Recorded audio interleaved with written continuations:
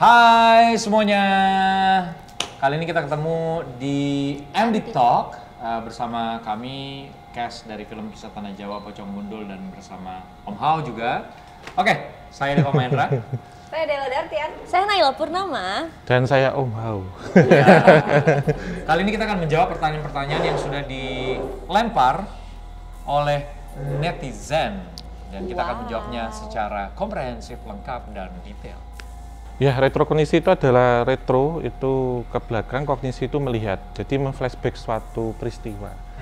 Dalam melakukan ini tentu ada satu metode ataupun cara, yaitu pecaraga ataupun rogo sukmo. Rogo sukmo. Ya, secara spiritualnya ya, tapi tentunya ketika kita meretrokognisi itu kan melihat sesuatu peristiwa yang pernah terjadi. Bisa menggunakan literatur, foto dari zaman lampau atau dari keterangan saksi gitu. Jadi kita gabungkan semua kemudian kita analisis. Dan jika berkaitan dengan hal-hal metafisik atau spiritual tentunya ada risiko dan bahayanya. Tapi kita kuncinya harus tenang dulu. Tenang, kemudian tenaganya juga harus dihemat sehemat mungkin. Karena apa? Jika tenaganya drop habis, yang terjadi bisa kena serangan-serangan yang nggak kelihatan. Berbahaya. Bahkan bisa hilang ini kesadaran gitu. Karena ada kaitannya dengan rogo sukmo yang dipecah ini, bagian dari tubuh kita yang harus keluar gitu. Dari awal juga dari proses brainstorming, kemudian develop karakter Hao based on book. Ini memang udah ngobrol juga, saya juga udah minta izin sama Om Hao, udah diskusi juga sama Mas Awi sebagai director, bahwa memang kita sepakat bahwa Om Hao yang pengen ditampilkan atau dipotret di film Kisah Tanah Jawa Pocong Gundul ini adalah Om Hao yang diangkat dari buku gitu ya, di buku kemudian disadur menjadi naskah. Jadi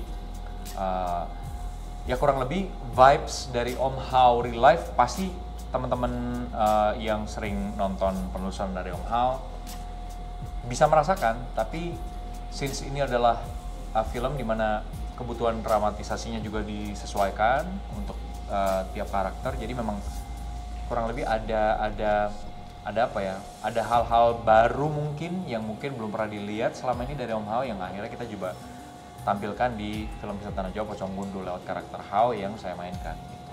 Kalau masalah indra keenam, saya nggak butuh indra keenam selama saya punya Om Hao untuk diajak diskusi langsung gitu, karena itulah filmmaking, the power of imagination, discussion, kemudian juga kreativitas dalam hal developing karakter.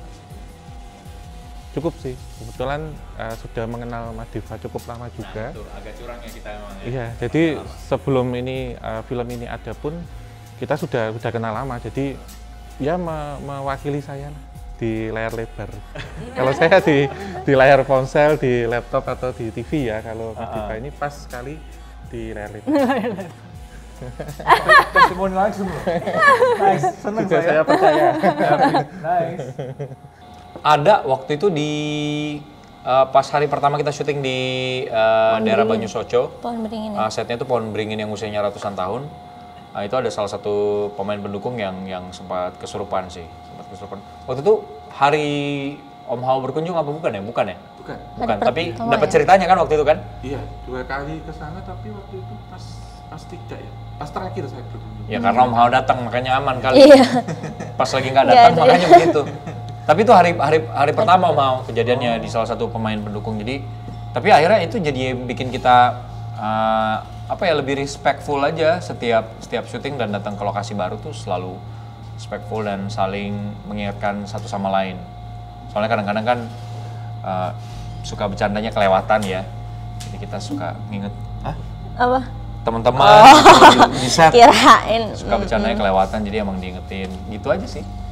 Jadi kalau ngomongin soal kejadian-kejadian mistis selama syuting, alhamdulillah aku tidak merasakan apa-apa. Pengen nggak tapi? Enggak, jangan. Aku juga sih selama syuting alhamdulillah banget aman, sama sekali nggak dapet hal-hal yang kayak gitu, nggak diganggu juga. Mungkin juga salah satunya emang karena fun fact, jadi selama aku syuting mamaku tuh kasih aku bangle buat ditaruh di baju gitu, dipenitikin. Itu sih nggak tahu ya, mungkin jadi karena dari pas masuk ke lokasinya udah mikir, udah nggak usah mikir aneh-aneh gitu kan. Jadi ya udah berani-beraniin diri aja. Makanya berusaha biar nggak mikir ke arah takut, ke arah yang serem-serem. Jadinya ya udah enjoy aja di lokasi. Dan kebetulan juga di sana orang-orangnya suportif banget, kru-krunya nemenin terus juga pemain-pemain yang lain kan kalau misalnya lagi break nggak dikasih waktu buat ngelamun gitu, buat kayak ngelamun sendiri gitu. Jadi alhamdulillah nggak digangguin sih. Kita kasih kesibukan gitu, kayak misalnya kayak Naila kopi dong gitu. Pokoknya dia biar aktif aja nih. Kita jaga betul dia. Makasih loh. Kalau entitas ini selalu hadir kapanpun. Bahkan hari ini juga hadir. Ya. Dan waktu itu juga ngobrol dengan Mbak Yuna ya, yang saya hari pertama ke Pohon Beringin, tapi bagi saya hari pertama itu sebelum ambil film, sebelum proses itu beliaunya bercerita sudah didatangi duluan, datang ke rumah fisik. Gitu. Jadi make up-nya harus seperti apa, karakternya seperti apa gitu.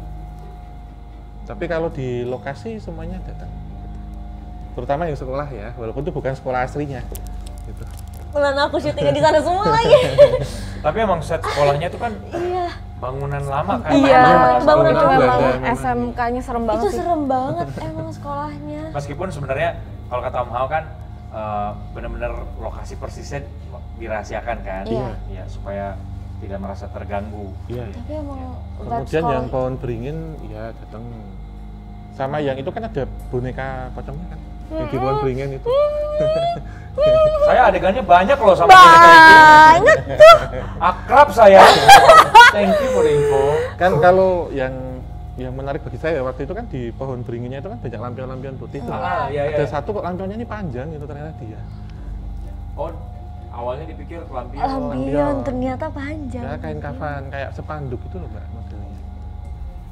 Panjang kayak spanduk tapi menyala gini. Terima kasih udah dikasih taunya. Alhamdulillah udah selesai syutingnya ya Allah, alhamdulillah udah selesai Tapi syutingnya. sering datang kok. Kemarin waktu teaser dan trailer juga datang di Teaser dan pojok paling kiri. Kita saling nggak percaya satu sama lain, kita saling Kita saling musuhan. hujat. Iya, kita Pada berantem. akhirnya dari hal negatif kali negatif jadi positif. Salah. Salah ya? Salah. Apa sih? Yang benar apa sih? Negatif, ya bener sih negatif. Negatif. Enggak sebenarnya aku pengen bikin panik aja. biar panik. Oh, emang salah gitu kan. Gua sekolahnya udah lulus lama. Oh, iya. Jadi kalau lu ngetes gitu panik beneran. Iya kan makanya. Sebagai masih sekolah harusnya nggak bantu. Bisa di capture ya tadi muka-muka paniknya ya. Gak perlu dijawab sedetail itu ya, karena barusan itu adalah contoh kita bonding. Iya. Yes. Iya betul. Banyak. Kalau jawab semuanya, Iya semuanya. Yang boleh nggak sih sesemua Iya itu? bener Sedap. Emang boleh sih semua itu. Aku Rida. Adegan di sumur. Adegan sumur. Di sumur. Gua sumur iya. Liang lahat iya.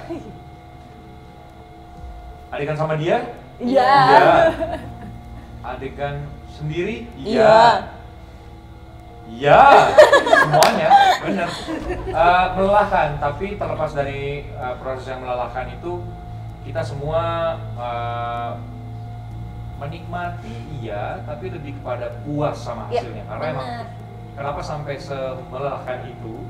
Karena pada momen kita take dan syuting itu memang pengen benar-benar ketemu yang terbaik secara timing, secara acting gitu. Itu kenapa sampai semelelahkan itu sih. Karena memang pol-polan harus sampai dapat nih, ketemu nih. Supaya maksud yang disampaikan tuh sampai gitu. Sebenarnya kayak kerja sama tim sih, kayak kita harus kerja sama kameranya, sama blockingan kita juga. Jadi itu yang cukup melelahkan gitu. Tapi semua terbayar. Atas hasilnya akan kalian tonton nanti tanggal 21 September. Terbayar orang kita syutingnya udah selesai. Oh iya juga. Ya workshop kamu mentok di menjahit ya Dek? Kami Sama. tuh manjat steger loh. Aku juga ada yang Di sling kan workshop juga sling. kan? Iya, Workshop aku sling juga juga ada datang. workshop sling juga. Ya workshopnya kita benar-benar fisik semua sih. Iya. Waktu itu kita latihan manjat bare hands, jadi tangan kosong manjat steger. karena memang waktu itu nggak bisa ngeset ini ya, apa namanya, kayak buat wall climbing gitu kan. Jadi kita pakai stagger, terus pakai tali pengaman, manjat, naik turun, naik turun, naik turun. Sling juga. Iya, ada sling. Dan itu tinggi banget loh, bukan yang cuma segini, tinggi banget kan. Iya, iya. Itu agak ngeri sih hari pertama kita latihan tuh karena hari Jumat itu. Hari Jumat dan kita workshopnya digantung di atas permukaan tanah itu sekitar 15 meteran. Jadi pas latihan tuh itu momen gue deg-degan. Iya. Dari semua proses nih selama syuting Kisah Tanah Jawa, justru itu yang paling bikin deg-degan. Sebelum syutingnya waktu kita workshop fisik. Nah, tapi kalau gue kan ada adegan dilempar, lo bayangin dilempar dari 15 meter. Mantap. Wow. Ya, itu juga tuh. Dan Iya. tidak hanya sekali, guys. Iya, karena kan gue jelasin kenapa. Kenapa sebelum melakukan itu, karena kita Ya, tapi pengen seru, sampai seru. ketemu nih, bener-bener sampai gitu. Yang paling Seru kan, seru? Yes. Happy? seneng banget dong pastinya. Karena juga kan emang buku Kisah Tanah Jawa sendiri pun aku emang udah sering banget kedengeran, teman-teman aku juga pada baca. Jadi teman-teman Kamu aku katanya juga baca? Iya, aku juga baca. Yang mana? Yang Pocong Gundul Pocong ini, Gundul, iya. Terus juga teman-teman aku waktu pas tahu, maksudnya juga mereka kayak seneng, kayak wah keren banget kok bisa gitu. Jadi yang pasti sih seneng banget dan ngerasa bangga. Semoga bangganya itu terbayarkan dengan kalian yang happy juga buat nonton film ini. Ini kali pertama ya kerja sama-sama mereka di sebuah proyek film, terutama di Kisah Tanah Jawa Pocong Gundul. Ketika kita dapat kesempatan untuk pertama kali bekerja sama, karena memang kebanyakan kemarin secara tim produksi kita baru pertama kali tuh saling pertama kali. Iya. Saya pertama kali bekerja sama dengan Mas Awi, begitupun juga dengan kru-kru yang lain, dengan Dela, dengan Naila, dengan pemain-pemain yang lain gitu. Meskipun bukan kali pertama kerja bareng dan kenal sama Om Hao ya gitu, tapi kalau untuk orang lokasinya rata-rata yang ada di set emang baru pertama kali. Jadi yang menyenangkan dari baru pertama kali kerja bareng tuh karena kita masih mencoba, sambil kita mencoba untuk memaksimalkan dan memainkan karakter masing-masing, kita juga masih mencoba untuk lebih kenal satu sama lain juga dalam waktu yang bersamaan gitu. Jadi ibaratnya sambil belajar, kita juga sambil ngerjain PR gitu. Asik Seru banget. sih, seru.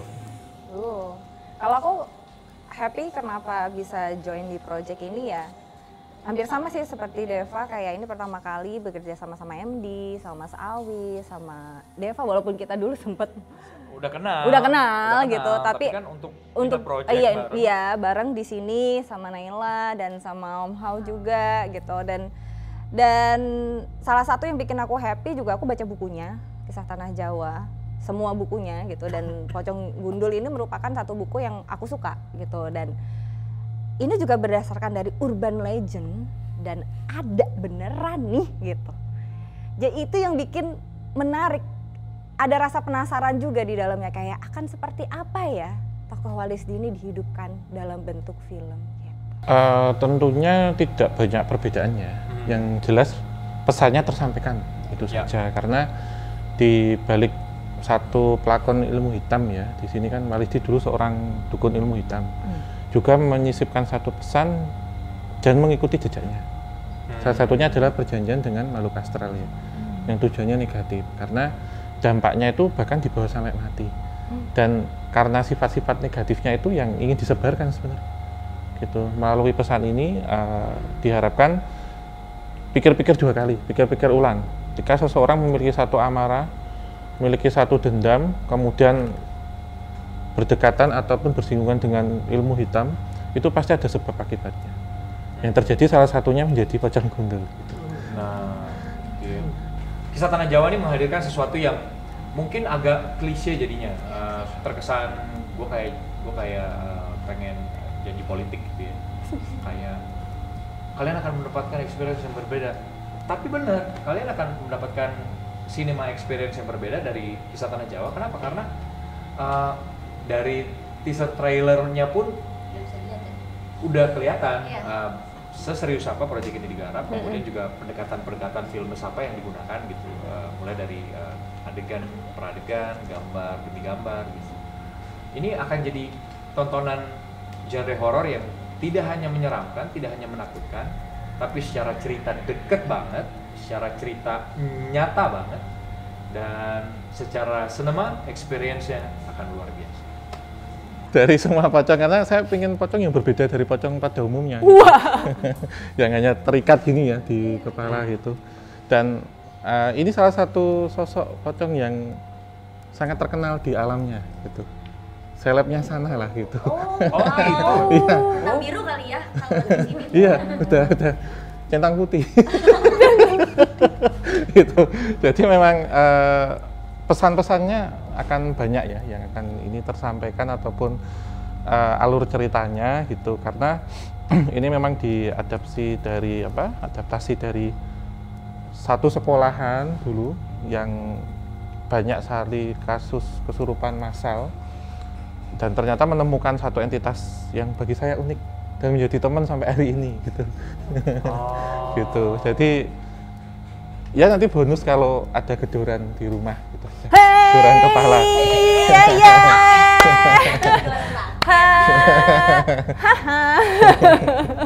Hai semuanya, kami Kes dari film Kisah Tanah Jawa Pocong Gundul sekali lagi ingin mengingatkan teman-teman semua untuk jangan lupa nonton film Kisah Tanah Jawa Pocong Gundul mulai tanggal 21 September 2023 Hanya di bioskop. kesayangan kalian semua. Jangan nonton sendiri, ajak teman-teman semuanya. Oh, let's go.